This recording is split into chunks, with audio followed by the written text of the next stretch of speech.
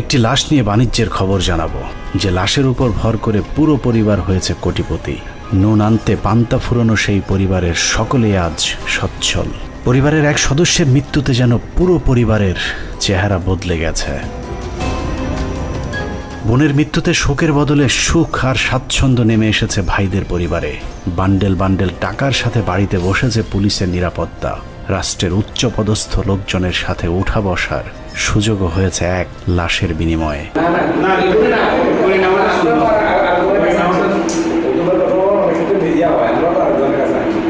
একদিকে গড়েছে ভেঙেছে অন্যদিক। যেই লাশ তার পরিবারকে কোটিপতি করেছে, ঠিক একই লাশ নিঃস্ব করে দিয়েছে অর্ধ শতাধিক পরিবারকে। 16 জনের গলায় ঝুলিয়েছে ফাঁসির দড়ি, শরীরে নির্যাতনের ক্ষত, অনেকের স্বাভাবিক বেঁচে থাকার পথকে করেছে বাধাগ্রস্ত।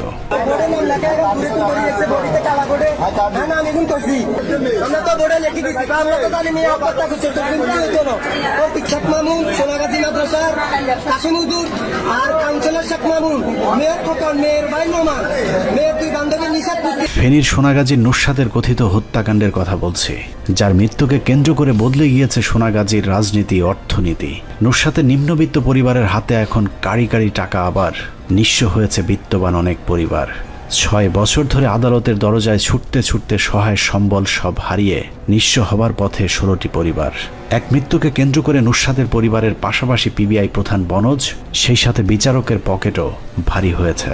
আর বনজ কুমারের বিচার চাই, আর কিছু চাই না। বনজ কুমারের বিচার চাই। বনজ কুমারের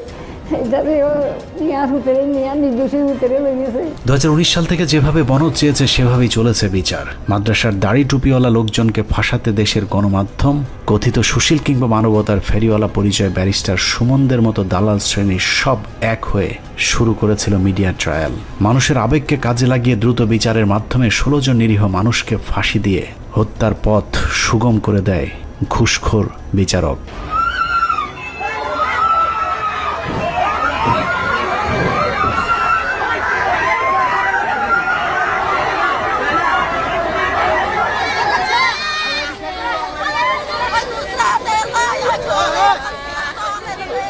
মামলা শুরুতে রাষ্ট্রপক্ষের বিপি হাফিজুর রহমানের নেতৃত্বে আইনজীবী প্যানেল নুসরাতের পক্ষে মামলা পরিচালনা করছিল, কিন্তু হঠাৎ করেই নুসরাতের পরিবার আইনজীবী পরিবর্তন করেন। তাদের পক্ষে আইনজীবী হিসেবে জেলা আওয়ামী লীগের আইন বিষয়ক সম্পাদক শাহজাহান সাজুকে নিযুক্ত করার পর থেকেই পাল্টে যেতে থাকে পুরো বিচার প্রক্রিয়া। প্রতিটি শুনানির তারিখ এলেই বাদী আর বিবাদী পক্ষের আইনজীবীদের মধ্যে চলত প্রকাশ্যে বাক বিতণ্ডা।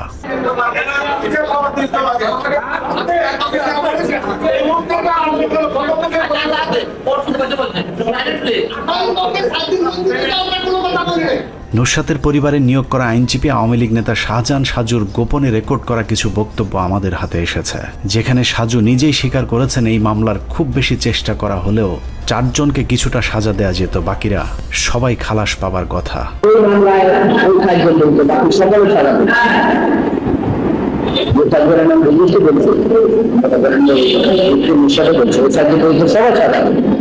শাহজাহান সাজুর গোপন রেকর্ডে বিচারক মামুনুর রশিদ কিভাবে 2 নম্বরই করে বিচারের রায় দিয়েছেন সেই তথ্য উঠে এসেছে। এক পর্যায়ে নুসরাতের পরিবারের নিয়োগ করা আইনজীবী বিচারক মামুনুর রশিদকে পাগল উম্মাদ বলে সম্বোধন করেন।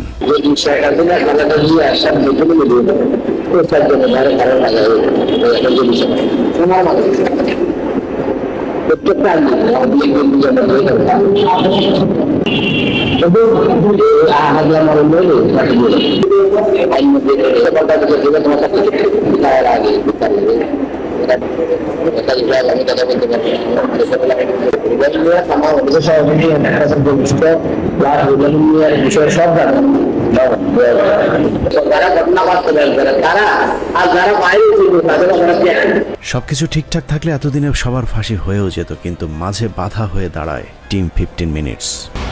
আদাসা বোরকা এটা নিয়ে মনে হয় এক ফরমানে অ্যালার্জি আছে।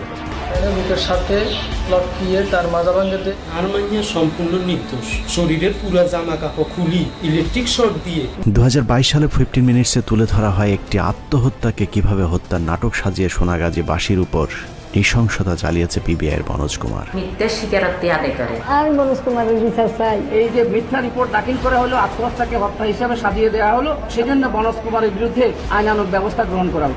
সেই অনুসন্ধানে যা তুলে ধরা হয়েছিল সেখানেই নুসরাত হত্যা নাটকের শেষ পর্ব হতে পারত, কিন্তু হয়নি, কারণ তখনকার রাষ্ট্রটাই চলত মনোজ কুমারদের ইশারায়। ন্যায় বিচার নিশ্চিত না করে উল্টো আমার বিরুদ্ধে 3টি উদ্দেশ্যমূলক মামলা করা হয়েছিল।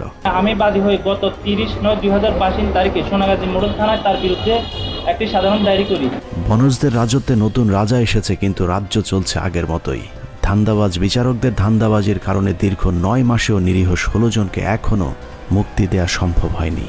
বিশেষ আদালত বসিয়ে নুসরাত শাওনদের জামিন হয়, কিন্তু সোনাগাজীর নিরীহ 16 জনের ক্ষেত্রে জেরা সাক্ষী বাল ছাল করে চলছে সময়ক্ষেপণ, যে কারণে আবারও নুসরাত হত্যাকাণ্ড নিয়ে অনুসন্ধানে নামে টিম 15 মিনিটস।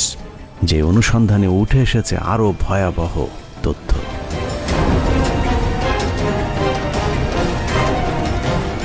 অনুসন্ধানের শুরুতে একটু মনে করিয়ে দেই, 2019 সালের 6 এপ্রিল শরীরে আগুন দিয়ে আত্মহত্যা করে নুসরাত নামে এক মাদ্রাসা ছাত্রী। শুরু থেকেই ঘটনাটিকে হত্যাকাণ্ড হিসাবে দেখাতে শুরু হয় পরিকল্পিত মিডিয়া ট্রায়াল। জামায়াতের সাবেক নেতা এবং শিবির কর্মীদের যোগ সাজশে নুসরাতকে হত্যা করা হয় বলে প্রচার করা হয় দেশের সব গণমাধ্যমে। একজন নারীর শরীরে কেরোসিন ঢেলে নির্মমভাবে হত্যার যে গল্প বাংলাদেশের মিডিয়া মঞ্চস্থ করেছিল, তা ঢক ঢক করে গিলেছিল এদেশের সাধারণ মানুষ। মাদ্রাসা ছাত্রী নুসরাত হত্যা মামলায় 16 আসামির সবাইকে মৃত্যুদণ্ড দিয়েছে আদালত। বিশেষ করে চিহ্নিত কিছু গণমাধ্যমের সহায়তায় নুসরাতের আত্মহত্যাকে হত্যাকাণ্ড হিসাবে প্রতিষ্ঠিত করতে যে নাটক সাজানো হয়েছিল, সেই নাটকের শুরু থেকে শেষ পুরোটা বই বই করে বুঝিয়ে দিতেই আজকের 15 মিনিটস।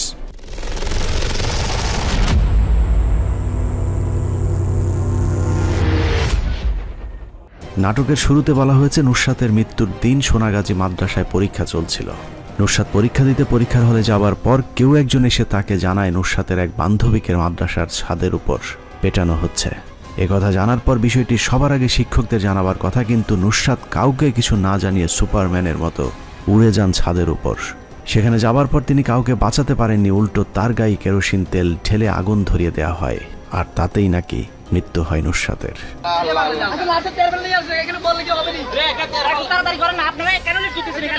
একটা না 10টা না, যদি 1000টা ছেলের সাথে আমি রিলেশন করি, তবু আমি শিক্ষককে সম্মান করি। নুসরাতের কাছ থেকে আর কিছু জানার আগেই তার মৃত্যু হয়। সাধারণ নাটক সিনেমায় নায়ক নায়িকারা মারা যাবার পর সিনেমা শেষ হয়ে যায়, কিন্তু এই নাটকের শুরু হয়েছে নুসরাতের মৃত্যুর পর। পিবিআইয়ের লেখা স্ক্রিপ্টে বলা হয়েছে, নুসরাত হত্যা মামলার অন্যতম আসামি শাহাদত হোসেন শামীম তার 164 ধারার জবানবন্দিতে স্বীকার করেছেন নুসরাতের গায়ে আগুন দেওয়ার আগে তার গায়ে যে কেরোসিন তেল ঢালা হয়েছিল, সেই তেল তিনি ভুইয়া বাজার লোকমান হোসেনের দোকান থেকে কিনেছিলেন। 3টা বোরকা এবং কেরোসিন পলিথিনের ব্যাগে নিয়ে এসে সে শাহাদাত হোসেন শামীমের কাছে হস্তান্তর করে। পিবিআইয়ের বক্তব্যের সূত্র ধরে আমরা প্রথমে ভুইয়া বাজারের সেই লোকমানের দোকানে যাই, কিন্তু কি আশ্চর্য, লোকমানের দোকানে নাকি জীবনে কোনোদিন 1 ছটাক কেরোসিন তেলও বিক্রি হয়নি। প্রথম থেকে কইছি আমি জিনিস বিক্রি করি না, কিন্তু ওই ছেলে ঘুরে কয় যে কি জিনিস আমি এর থেকে এনেছি। মানে আপনি কেরোসিন বিক্রি করেন না? শামীমের কারণে আমি আটকা। শামীমের যদি খালি কই এর দোকে তো আমি তেল নিলাম আমার সারিতে, কিন্তু হোলাটা ঘুরে আমার দেখাইতে। লোকমানের কাছ থেকে জোরপূর্বক বক্তব্য নেওয়ার আগে পিবিআই সোনাগাজী বাজারের আরেক মুদি ব্যবসায়ীকে চাপ দিয়েছিলেন। সেই ব্যবসায়ীকে কোনোভাবে রাজি করাতে না পেরে লোকমানকে বাধ্য করে পিবিআই। পিবিআই আসছিল মূলত যে ওখানে ওদের একটা ইয়ে ছিল যে এখান থেকে কেরোসিন তেল নিয়েছিল, তাও পলি ব্যাগে কেরোসিন তেল নেওয়ার একটা প্রসঙ্গ উঠছিল। তখন আমরা বললাম যে না, এভাবে তো আমরা তেল বিক্রি করা হয় না, বোতল আনবে, বোতলে কেরোসিন তেল দেওয়া হবে, তেল তো আর পলিতে দেওয়া হয় না। তো পরে যাক ওনারা একটু চাপাচাপি করার চেষ্টা করছে। আমরা ওই যে ফুটেজ দিয়েছিলাম ওনাদেরকে, পেন ড্রাইভে রেকর্ড করে দিয়ে দিলাম। ওনারা অনেকক্ষণ বসে বসে দেখলো যে না, এ জাতীয় কোনো কিছু নাই। নুসরাত হত্যাকাণ্ডে নাটক আকর্ষণীয় করতে কথিত হত্যাকারীদের ব্যবহৃত বোরকা উদ্ধারের শুটিং করা হয়েছিল। ঘটনার প্রায় মাসখানেক পর মাদ্রাসার পাশের একটি পুকুর থেকে একটি চকচকে নতুন বোরকা উদ্ধারের দাবি করা হয়েছিল। যে বোরকাটি পুকুর থেকে উদ্ধারের ঘণ্টাখানেক আগে পিবিআইয়ের একজন সদস্য ওই পুকুরে নামেন এবং কিছু একটা পুঁতে রেখে আসেন, যেটি স্থানীয় একজনের মোবাইলে ধারণও করা হয়েছিল। তার কিছুক্ষণ পরে পিবিআইয়ের দ্বিতীয় দলটি পুকুরে নেমে বোরকা উদ্ধারের নাটক সম্পন্ন করেন। পিবিআইয়ের উদ্ধার করা সেই বোরকা দেখে মনে হয়েছে কিছুক্ষণ আগে কেনা একটি নতুন বোরকা, অথচ নুসরাত মারা গিয়েছিল তারও মাসখানেক আগে। নতুন একজন যেরকম নতুন হাতের মুঠে সে রাখছে, আরেকটা লোকে ডুব দিয়ে সে পাতলে রাখছে। তখন আমি বলছি, আমি কিছু এটা তো নতুন বোরকা, এখন নিবেই যেন হয়েছে। তখন আমাকে 200 পা দিছে। পিবিআইয়ের বক্তব্যের সত্যতা যাচাই করতে আমরা সোনাগাজীর ওয়ার্ল্ড ফেমাস বোরকা বাজার নামের সেই দোকানে যাই, যেখান থেকে নুসরাতের কথিত হত্যাকারীর বুরকার কেনার দাবি করা হয়েছিল। দোকানের মালিক জসিমউদ্দিনের সাথে কথা বলে জানা যায় তিনি ছিলেন জোরপূর্বক পিবিআইয়ের নাটকের একজন অভিনেতা। তিনি এই মামলায় যা সাক্ষী দিয়েছেন সবই ছিল পিবিআইয়ের পক্ষ থেকে জোরপূর্বক বলানো। আমার এখানে শোরুমের ভিতরে নির্মে বর্গ হচ্ছেন কি যে 2500 টাকা, আর ওখানে 700 টাকা 800 টাকা দামের বর্গ দেখাচ্ছে, তো এটা তো একটা নাটক। নুসরাতের গায়ে ঢালা কেরোসিন আর বুরকার মতো নুসরাত হত্যার পুরোটাই ছিল পিবিআইয়ের তৈরি করা নাটক। অনুসন্ধানে তাদের নাটকের প্রতিটি অংশের আমরা চুলচেরা বিশ্লেষণ করেছি। পিবিআইয়ের তদন্তে বলা হয়েছে সোনাগাজী মাদ্রাসায় অবস্থিত এই সাইক্লোন সেন্টারের 5 তলার ছাদে নুসরাতকে আগুন দিয়ে হত্যা করা হয়েছে। সাইক্লোন সেন্টারের উত্তরে মাদ্রাসার মূল ফটক, পশ্চিমে প্রশাসনিক ভবন, পূর্বে মাদ্রাসার একাডেমিক ভবন সহ দক্ষিণে খেলার মাঠ। খেলার মাঠের শেষ প্রান্তে পুকুরের পরে রয়েছে সীমানা প্রাচীর। তার উপর পরীক্ষার কারণে ঘটনার দিন মাদ্রাসায় 144 ধারা জারি থাকায় মাদ্রাসায় প্রবেশের একমাত্র ফটকে বিপুল সংখ্যক পুলিশ পাহারায় ছিল। এছাড়া সাইক্লোন সেন্টারের নিচতলার চারপাশে কোনো প্রকার দেয়াল না থাকায় ভবনের ভেতরে কেউ ঢুকলে বা বের হলে তা স্পষ্ট দেখা যাবার কথা, কিন্তু ওই দিন নুসরাতের শরীরে আগুন লাগার আগে পরে কাউকে উঠতে বা নামতে দেখা যায়নি, যে বিষয়টি ঘটনার দিন দায়িত্বে থাকা একজন পুলিশ সদস্য স্বীকার করেছেন। একটা দরজা ছিল, ওইখানটা লাভ দিয়ে সিঁড়ি দিয়ে উপরে উঠে ওই নুসরাত জাহান রাফিকে দেখি আগুন নিয়ে নিচে নামতেছে। আমি ওইখানে কোনো লোকজনকে দেখতে পাই। পিবিআই রিপোর্টে নুসরাতের শরীরে আগুন দেওয়ার যে বর্ণনা দেওয়া হয়েছে সেই বর্ণনা অনুযায়ী ঘটনা ঘটতে অন্তত আধা ঘন্টা সময়ের প্রয়োজন, কিন্তু রিপোর্টে বলা হয়েছে নুসরাতকে তার হল থেকে ডেকে নিয়ে যাওয়া হয়েছে পরীক্ষা শুরুর 5 মিনিট আগে। 5 মিনিট আগে ডেকে নিয়ে প্রশ্নপত্র দেওয়ার মাঝের সময়ের মধ্যে কথিত খুনিরা সব ঘটনা সম্পন্ন করে ঠিক সময় মতো পরীক্ষায় অংশ নিয়েছে, এটা একদম অসম্ভব। প্ল্যান অনুসারে রাফিকে বলে যে নিশাতকে উপরে মারতেছে এবং ওখানে গিয়ে সে আটকিয়ে দেয়, তার ওন্না দিয়ে বেঁধে আগুন লাগিয়ে তারা নেমে যায়। বনজের মিথ্যা নাটকে নৃশংসতম শিকার কামরুন নাহার মনি, যিনি ঘটনার সময় 6 মাসের অন্তঃসত্ত্বা ছিলেন। এছাড়া কামরুন নাহার মনির পরীক্ষার হল ছিল সাইক্লোন সেন্টারের পাশের আরেকটি ভবনের 3 তলায়, আর ঘটনাস্থল সাইক্লোন সেন্টারের 5 তলায়। অতএব 2 ভবন মিলিয়ে মোট 8 তলা সিঁড়ি বেয়ে কারো শরীরে আগুন দিয়ে 5 মিনিটের মধ্যে নেমে আসা একজন অন্তঃসত্ত্বা মায়ের পক্ষে অসম্ভব। কামরুন নাহার মনির হলে দায়িত্বরত শিক্ষিকা খুজিস্তা খানমের সাথে কথা বলে জানা যায় ঘটনার দিন ওই হলের একটি খাতাও অবশিষ্ট ছিল না, যে কারণে মনি অথবা অন্য কোনো পরীক্ষার্থীর অনুপস্থিত থাকার বিষয়টি সত্য নয়। তো আমি হলে ডিউটিরত ছিলাম, হলে যখন পেপারসগুলো দিয়ে দিয়েছি প্রশ্ন দেওয়ার আগেই হয়েছে কান্নাকাটির আওয়াজ শোনা যাচ্ছে। তো আমি আমিও প্রথম বারান্দা দিয়ে দেখলাম যে কিছু দেখা যাচ্ছে না, এরপর মাঠে বের হলাম। বের হওয়ার পরে দেখতেছি যে তখন তো নুসরাত বা কে বোঝার উপায় ছিল না, দেখতেছি যে একটা মেয়ে উপর থেকে চিৎকার করতে করতে নেমে আসতেছে সিঁড়ি দিয়ে, আর ওর পুরো গায়ে আগুন জ্বলতেছে। তো আমার হলে যতজন শিক্ষার্থী থাকার কথা ছিল, শিক্ষার্থীও ততজন ছিল, ততগুলো খাতাও আমি সাপ্লাই দিয়েছি প্রত্যেকটা স্টুডেন্টকে, একটা খাতাও অবশিষ্ট ছিল না। আবার সিট ছিল 3 তলায়, ওখান থেকে ও এসে যে আগুন দিয়ে যাবে গিয়েছে ওটা বলতে পারি না, ওটাও সম্ভব হবে বলে মনে হয় না। মনির মতো নুসরাত হত্যাকাণ্ডে ফাঁসির রায় হওয়া বাকি 15 জন সবাইকে মিথ্যা নাটক সাজিয়ে সাজা দেওয়া হয়েছে। এখন প্রশ্ন আসতে পারে নুসরাতকে তাহলে মারল কে? সেই প্রশ্নের উত্তর হলো নুসরাতকে কেউ মারেনি, নুসরাত নিজেই আত্মহত্যা করেছেন। নুসরাত কেন আত্মহত্যা করেছে সেটা জানতে ঘটনার আরেকটু পেছনে যেতে হবে। নুসরাত ছিল বহু পুরুষে আসক্ত, বিভিন্ন পুরুষের সাথে প্রেম আর উচ্ছৃঙ্খলতার কারণে তাকে বেশ কয়েকবার শাস্তি দেওয়া হয়েছিল। সবশেষ মাদ্রাসা চলাকালীন নুসরাতের পকেটে মোবাইল পাওয়া যাবার পর অধ্যক্ষ সিরাজউদ্দৌলা নুসরাত সহ তার বান্ধবী ফুর্তি এবং নিশাতকে অফিসে ডেকে নিয়ে মাদ্রাসা থেকে বের করে দেওয়ার হুমকি দেন। এর পরপরই সিরাজউদ্দৌলার বিরুদ্ধে যৌন হয়রানির মামলা করে নুসরাতের পরিবার, আর সেই মামলার সাক্ষী ছিল তার সাথে থাকা অন্য 2 উচ্ছৃঙ্খল বান্ধবী নিশাত এবং ফুর্তি। সেই মামলাতেই অধ্যক্ষ সিরাজউদ্দৌলা গ্রেফতার হন, কিন্তু গ্রেফতারের পর মাদ্রাসার শিক্ষার্থীরা নুসরাত রাফির পক্ষে না দাঁড়িয়ে বরং অধ্যক্ষ সিরাজউদ্দৌলার মুক্তির জন্য তীব্র আন্দোলন শুরু করেন। মাদ্রাসার আলেম সকল সমাজদেরকে নিয়ে একসাথে ঐক্যবদ্ধ হয়েছে, আমাদের প্রিন্সিপাল হুজুরকে মুক্তি দিতে হবে।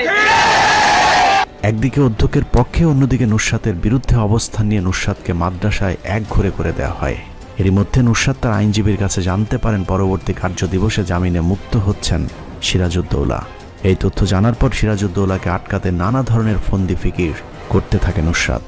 এমনকি সিরাজউদ্দৌলাকে যেভাবেই হোক মামলায় ফাঁসাতে নুসরাতের প্রেমিক সোনাগাজী মডেল থানার সাবেক কর্মকর্তা শরীফের মাধ্যমে ওই মামলার তদন্তকারী কর্মকর্তাকে ম্যানেজের চেষ্টা করেন।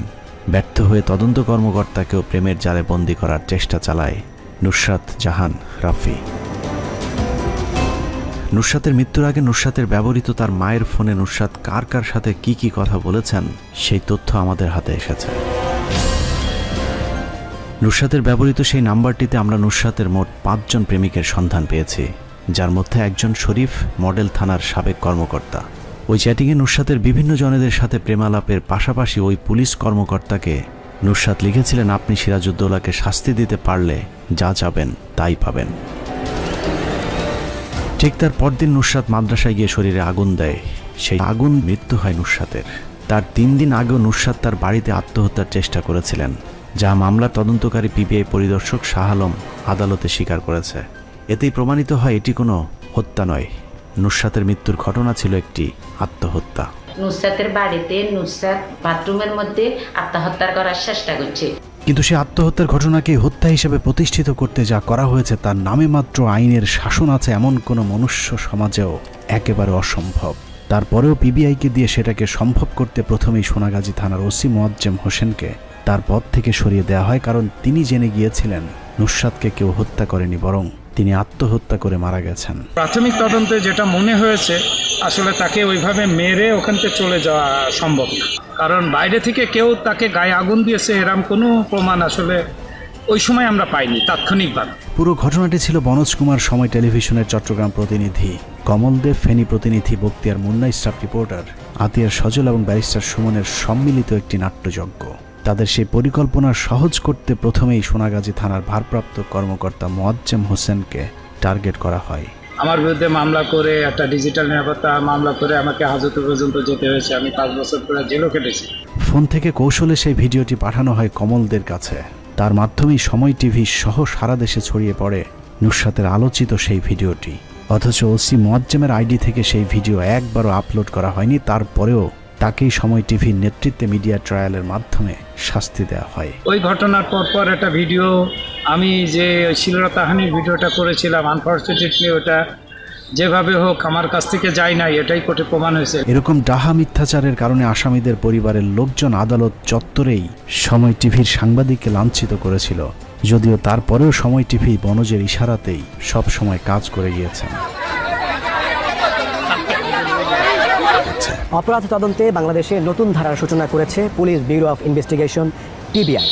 মাদ্রাসা ছাত্রী নুসরাত জাহান রাফি হত্যার তদন্ত শেষে তারা প্রথমবারের মতো সচিত্র ঘটনা প্রবাহ তুলে ধরেছে। সোনাগাজী থানার ভারপ্রাপ্ত কর্মকর্তা মোয়াজ্জেম হোসেনকে সরিয়ে দেওয়ার পর দৃশ্যে আসে পিবিআইয়ের বনজ।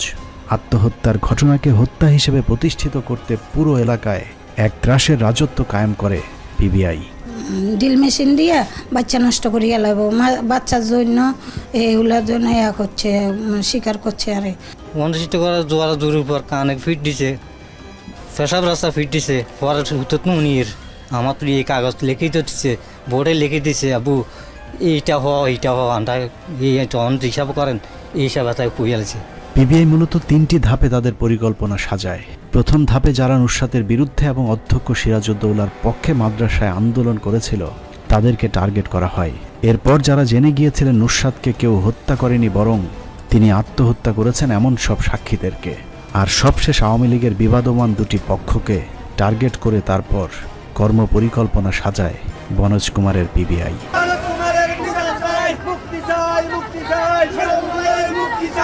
অধ্যক্ষ সিরাজউদ্দৌলা গ্রেফতার হবার পর মাদ্রাসার সব শিক্ষার্থীরা মিলে জেলা প্রশাসক ওয়াহিদুজ্জামান বরাবর একটি স্মারকলিপি দিয়েছিলেন, যেখানে মোট 1000 শিক্ষার্থী সিরাজউদ্দৌলার পক্ষে স্বাক্ষর করেছিলেন। ওই আন্দোলনে যারা নেতৃত্ব দিয়েছিল তাদের নাম ছিল স্মারকলিপির সবার উপরে, যে কারণে ওই তালিকায় শীর্ষে থাকা সকলকে মামলার আসামি করা হয়। স্মারকলিপির প্রথমেই স্বাক্ষর করেছিলেন নুরুদ্দিন, যে কারণে সিরাজউদ্দৌলার পরপরই তাকে 2 নম্বর আসামি হিসেবে তালিকাভুক্ত করা হয়। সকল সমাজকে নিয়ে একসাথে ঐক্যবদ্ধ হয়েছে, আমাদের প্রিন্সিপাল হুজুরকে মুক্তি দিতে হবে। ওই হুজুর জেলখানায় আছে, জেলখানায় থাকার পরে আমার ছেলে মানববন্ধন করছে, মানববন্ধনে নেতৃত্ব দিছে। এই কারণে আমার ছেলেরে আসামি বানায়, আমার ছেলেরে মৃত্যুদণ্ড রায় দিছে। আন্দোলনের নেতৃত্ব দেয় আরেকজন শিক্ষার্থী শামীম। ঘটনার সময় শামীমের একই হলে পরীক্ষা দিয়েছেন আবু বকর নিশাত নামে আরেকজন পরীক্ষার্থী, যিনি সকাল 9:30 থেকে পরীক্ষা শেষ হওয়া পর্যন্ত শামীমকে পরীক্ষার হলেই উপস্থিত থাকতে দেখেছেন। অথচ রহস্যজনক কারণে নুসরাত হত্যার আসামি হিসেবে শামীমকে গ্রেফতার করা হয়। আমার সাথে একই হলে পরীক্ষা দিয়েছে, ওর নাম হচ্ছে মোহাম্মদ শামীম। ওই দিন প্রায় 9:35 থেকে মোহাম্মদ শামীম আমাদের সাথে ছিল। আমরা একসাথে পরীক্ষার হলে প্রবেশ করি। পরীক্ষার যে টিচার আসছে 9:45 আসে, আমাদেরকে পেপার দিছে, আমরা বৃত্ত ভরাট করতেছি। এই অবস্থায় বৃত্ত ভরাট করা অবস্থায় হঠাৎ করে আমরা বিকট চিৎকারে আওয়াজ শুনি। তো আওয়াজ শুনি আমি মোহাম্মদ শামীম সহ অন্যান্য হলে যারা পরীক্ষার্থী ছিল, আমরা তাড়াতাড়ি চিৎকার শুনি বাইরে আসছি। দ্বিতীয় ধাপে শুরু হয় যারা দাবি করেছিল নুসরাত আত্মহত্যা করেছিলেন তাদেরকে। কিছুক্ষণ আগে নুসরাতের মৃত্যুর আগে তার ব্যবহৃত ফোনে নুসরাতের একাধিক প্রেমিকের সাথে যে খুদে বার্তার রেকর্ড দেখিয়েছিলাম, সে খুদে বার্তার মধ্যে গুরুত্বপূর্ণ একটি তথ্য পাওয়া গিয়েছিল। নুসরাত তার মাদ্রাসা শিক্ষক আফসার উদ্দিনের কাছে খুদে বার্তা পাঠিয়ে জানিয়েছিলেন সিরাজউদ্দৌলাকে ফাঁসাতে প্রয়োজনে তিনি আত্মহত্যা করবেন। সেই শিক্ষককেও পরবর্তীতে হত্যা মামলার আসামি দেখিয়ে গ্রেফতার করে পিবিআই। কারণ তিনি যদি বাইরে থাকেন তাহলে নুসরাত যে আত্মহত্যা করেছিল সেটি মানুষ জেনে যাবেন। আমার হাজবেন্ড নুসরাতের প্রাইভেট টিচার ছিল। 27 তারিখ ঘটনার পর যখন অধ্যক্ষের জামিন হবে সবাই বলা বলি করছে, তখন ঘটনার আগের দিন নুসরাত আমার হাজবেন্ডের কাছে কয়েকটি SMS পাঠায়। আর একটি SMS এ লেখা আছে, স্যার যদি সিরাজউদ্দৌলার জামিন হয় তখন আমি নিজে আত্মহত্যা করবো এবং সকল ছাত্র শিক্ষককে ফাঁসিয়ে যাব। নুসরাত নিজে আত্মহত্যা করেছেন এটা জানেন, কিন্তু হত্যা মামলার আসামি হতে হয়নি এরকম সৌভাগ্যবান মাদ্রাসা নিরাপত্তা কর্মী মোস্তফা এবং অফিস সহকারী নুরুল আমিন। ওই ঘটনায় তাদেরকে আসামি করা না হলেও একটানা 4 মাস 10 দিন সকাল 9টা থেকে গভীর রাত পর্যন্ত পিবিআই অফিসে ডেকে নিয়ে তাদের সামনে অন্য আসামিদেরকে নির্যাতন করে বোঝানো হতো পিবিআইয়ের বিরুদ্ধে কোনো ধরনের বক্তব্য দিলে তাদের পরিণতিও অন্য আসামিদের মতোই হবে। থাপ্পড় দিয়ে বলতেছে যে তোমার 15 মিনিট সময় দিছি, 15 মিনিটের ভিতরে তুমি যদি কেন বলা যে অমুক আপনি কেন উঠতে দেখছ, তাহলে আমরা তুমি 17 নম্বর আসামি তুমি বাঁচবা। আর যদি বলা যে না আমি দেখি নাই, তাহলে আমরা তুমি এখন থেকে তুমি আমাদের ওখানে 4 মাস 10 দিন আমাকে রাখি দিত। 9টা বাজে বাইর চলিয়ে 9টা বাজে যাইতাম, রাত্রে 3টা বাজে আমার নবী হোটেলের সামনে আনিয়ে দিত। লাস্টে আমি লোন করি, বুড়ো বাংলা থেকে 1 লক্ষ টাকার লোন করি, তাদেরকে টাকাটা দিছি। তৃতীয় ধাপে আসামি করা হয়েছে স্থানীয় আওয়ামী লীগ নেতা রুহুল আমিন ও তার সমর্থক মাকসুদ কমিশনারকে। অথচ এই রুহুল আমিনই নুসরাতের ইফটিজিংয়ের অভিযোগ পাওয়ার পর অধ্যক্ষ সিরাজউদ্দৌলাকে পুলিশের হাতে তুলে দিয়েছিলেন। যখনই আমি শুনছি তখনই আমি এখানে ঢুকলাম। এখানে ঢুকিয়াই অধ্যক্ষ অফিসে আসছিল দোতলায়, ওখান থেকে অধ্যক্ষরে আমি নামাই, ওসিরে ফোন দিয়ে পুলিশকে আনাই। পুলিশকে ওসি তাৎক্ষণিক আমার কাছে পুলিশ পাঠাইছে, আমি পুলিশের হাতে সুপর্দ করে দিচ্ছি 27 তারিখে। এটা দিয়ে আমি ঢাকা চলে গেছি। রুহুল আমিন ছিলেন মাদ্রাসার পরিচালনা কমিটির সহ সভাপতি ও উপজেলা আওয়ামী লীগের সভাপতি। তার সাথে রাজনৈতিক দ্বন্দ্ব ছিল সোনাগাজীর তৎকালীন মেয়র রফিকুল ইসলাম খোকনের। খোকনই প্রথম নুসরাতের ভাইকে কুবুদ্ধি দিয়ে প্রতিপক্ষকে ঘায়েলের পরামর্শ দিয়েছিলেন। অগ্নিদগ্ধ নুসরাতকে দ্রুত চিকিৎসার জন্য না নিয়ে প্রথমে মেয়র খোকনের বাসায় দেখা করেন নুসরাতের ভাই। ফেনীর হাসপাতালে নেয়ার পথে অ্যাম্বুলেন্সে যিনি চালক ছিলেন তিনি বিষয়টিতে চরম অবাক হয়েছিলেন।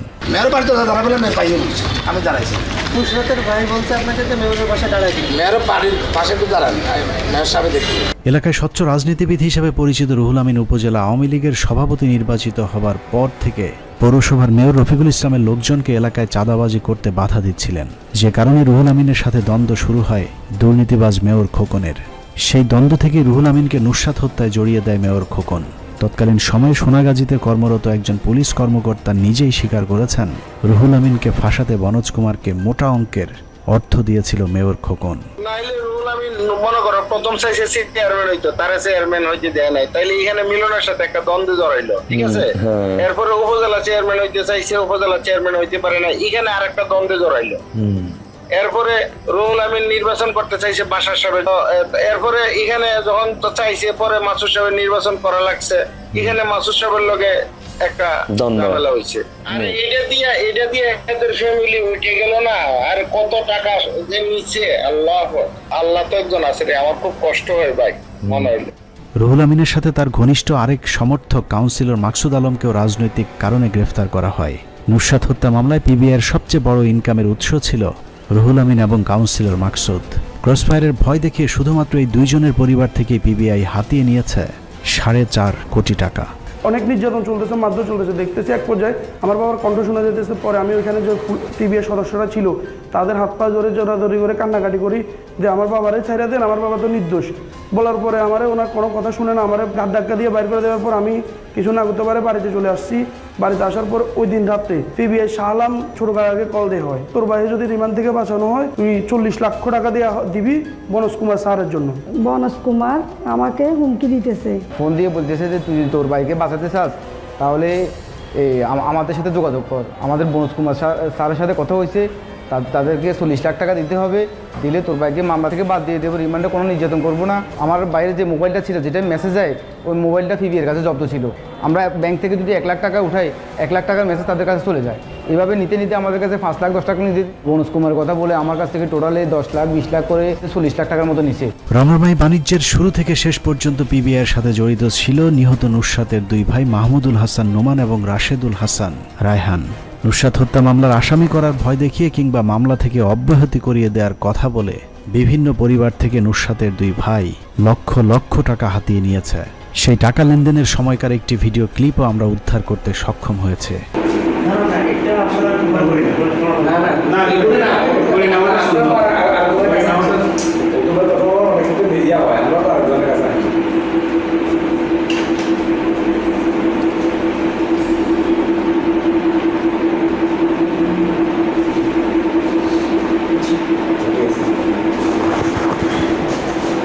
কিন্তু মামলায় সকলের মৃত্যুদণ্ডের রায় হওয়ার পর সেই টাকা ফেরত চায় দণ্ডপ্রাপ্তদের স্বজনেরা। পরিবারগুলোর সাথে নুসরাতের ভাইয়ের একটি কল রেকর্ডও আমাদের হাতে পৌঁছেছে। তো ও টেনশন তো ভাই আঙ্গো টেনশন, এটা করে তো মানুষ তো আর বুঝতো না। আর তো আমাকে ভালো আছে নি তুই ভালো ভাই, এটা মুসিবতে পড়ে গেলাম। আরে কাসম কা হলো তোর কত হইছে নি? আর কথা বলছি অনেকক্ষণ পর্যন্ত কথা বলছি। তুমি এটা কি কইছো? দেখা করবি কইছো তুই? ভাই এরা আমি ফোন দিব, আমি কিছুক্ষণ আগে আমার সাজুবের সাথে কথা বলছিলাম। আমি আপনার সাথে কথা বলতে চাচ্ছি না, এটা তো কথা বলছি। আমি কথা বলবো, আমি ভাইয়ের সাথে ফোন দিচ্ছি, আমি ভাইয়ের সাথে কথা তুই টাকা তুলি ডাইরেক্ট আমরা ফোন দিয়ে যাই তোর এর কাছে লই যাবো। আর নয় নয় সাইকেল আমার কাছে দিবি, সেটাও হারস। নুসরাতের ভাই নোমান এরকম চাঁদাবাজি করেছে আওয়ামী লীগ নেতা রুহুল আমিনের পরিবারের কাছ থেকেও।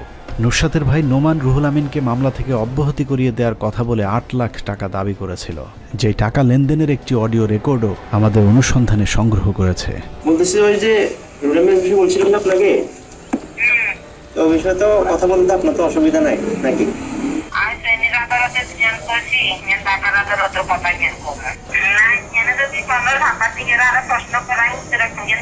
নুসরাতের মৃত্যুর পর এভাবেই নুসরাত তার পরিবারের কাছে হয়ে ওঠে সোনার ডিম পাড়া এক হাঁস।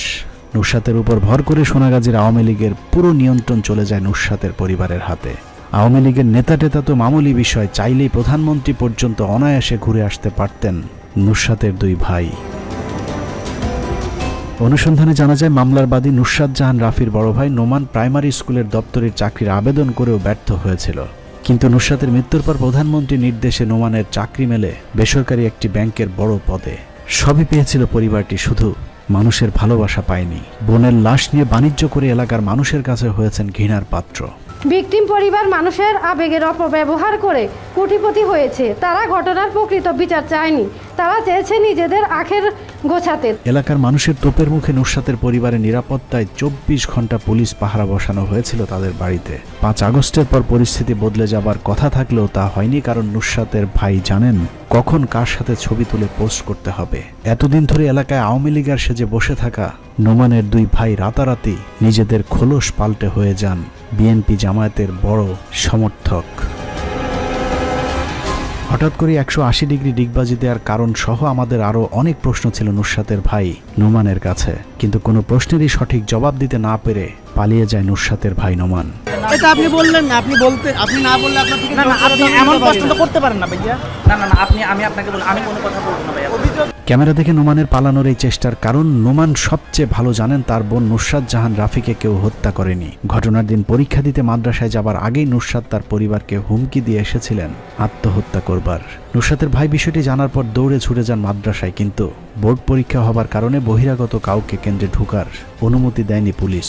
যদিও নুসরাত যেন কোনোভাবেই কোনো দুর্ঘটনা ঘটাতে না পারেন সে কারণে পুলিশের সাথে বেশ কিছুক্ষণ জোরাজুরি করেছিলেন নুসরাতের ভাই নোমান। 10টা বাজার 15 মিনিট আগেই নুসরাতের ভাই ঢুকতে চাইছিল নোমান, তখন আমি ঢুকতে দিই নাই। দিন না দেওয়ার পরে আমারও অ্যাভয়েড করে এবার পুলিশের কাছে গেছে। সে শুধু হলে যাওয়ার জন্য মানে বলতেছে আমি একটু হলে যাবো তো এইটাই বলতেছে। আমরা বাধা দিছি বা এরা স্যারেরা বলছে যে আমরা বাইরে থাকেন। তবে বোনের আত্মহত্যাকে হত্যা হিসেবে প্রমাণ করতে নোমান দাবি করেছিলেন ঘটনার দিন নুসরাত হাস্যোজ্জ্বল হয়ে পরীক্ষায় অংশগ্রহণ করতে গিয়েছিলেন। ঘটনার দিন অর্থাৎ গত 6 এপ্রিল 2019 তারিখে আমি নিজে নুসরাতকে আলিফ পরীক্ষা সেন্টার সোনাগাজী ইসলামী ফাজিল মাদ্রাসার গেটে পৌঁছে দিয়ে বাজারে অবস্থান করেছিলাম।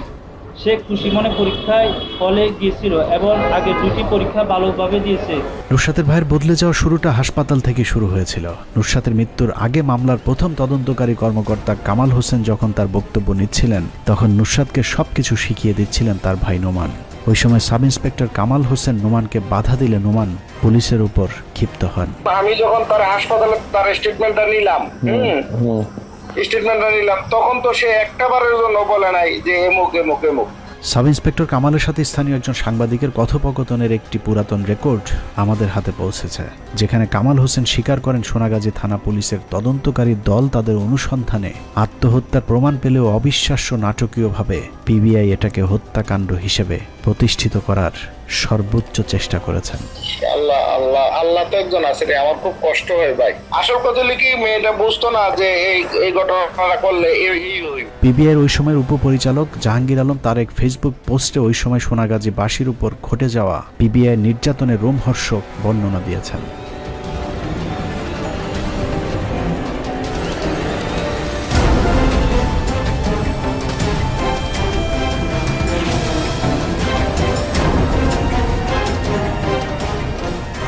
সব মিলিয়ে হিন্দুদের একটি অংশ গেল 15 বছর এদেশের মানুষকে মানুষ মনে করেনি। তারা আমাদেরকে মুসলমান হিসেবে বিবেচনা করত। মুসলমানদেরকে হত্যা নির্যাতন করে তারা পৈশাচিক আনন্দ ভোগ করত। আর দাড়ি টুপিওয়ালা মাদ্রাসার লোকজন পেলে সেই বর্বরতার মাত্রা বেড়ে যেত আরো কয়েক গুণ। আমি যখনই পিবি অফিসে যাইতাম উনি আমাকে একটা জিনিস বারবার করে বলতো যে মাদ্রাসা কেন পড়াইছস। এরকম মুসলিম নির্যাতনের প্রকল্পকে সময় টেলিভিশন প্রচার করেছিল পিবিআইয়ের ব্যাপক সফলতা হিসেবে। সময় টিভির সাথে যুক্ত হয়েছিল আওয়ামী আইনজীবী ব্যারিস্টার সুমন, যিনি বনোজ কুমারের পথের কাঁটা সরিয়ে দিতে ওসি মুয়াজ্জেমের বিরুদ্ধে মাঠে নামেন। সাবেক ওসি মুয়াজ্জেমের বিরুদ্ধে গ্রেপ্তারি পরোয়ানা জারি করেছেন। আমি ধন্যবাদ জানাচ্ছি পিবিআইকে। আমার জীবনে এত সুন্দর স্পষ্ট অল্প সময়ের মধ্যে এরকম রিপোর্ট আমি দেখিনি। এভাবেই নুসরাতের অর্থলোভী পরিবার, পিবিআইয়ের বনজ, সময় টেলিভিশন আর ব্যারিস্টার সুমনের পরিচালনায় একটি হাউসফুল নাটক তৈরি করা হয়েছিল, যে নাটকে সোনাগাজীর 16টি পরিবার ধ্বংস হয়ে গিয়েছে। মানসিক আর্থিকভাবে ক্ষতিগ্রস্ত পরিবারগুলোর সদস্যরা বিনা কারণে অন্ধকার কন্ডেম সেলে বন্দী আছে গেল 6টি বছর ধরে, অথচ তারা জানেও না কি তাদের অপরাধ।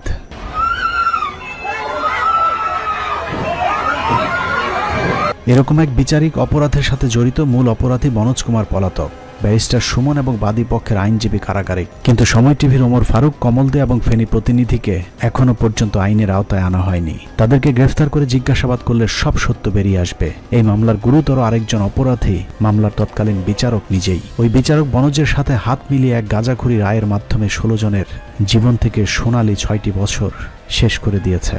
অতএব তাকে দ্রুত বিচারের আওতায় আনতে হবে। এছাড়া পিবিআইয়ের একজন কর্মকর্তা ছিল যার নাম শাহ আলম। এই শাহ আলম ছিল বনোজ কুমারের ক্যাশিয়ার। বিভিন্ন পরিবারের কাছ থেকে শাহ আলমের বিরুদ্ধে জোরপূর্বক টাকা নেয়ার ভয়ঙ্কর অভিযোগ রয়েছে। কত হয়েছে তো এর সাথে, শাহ আলমের সাথে। পিপিআর শাহ আলমে আমার 2 দিন খবর দিই। আমার শাহ আলম ভাই ফোন দিল, ফোন দিবার পরে বলেন কি আপনি এখন আসেন।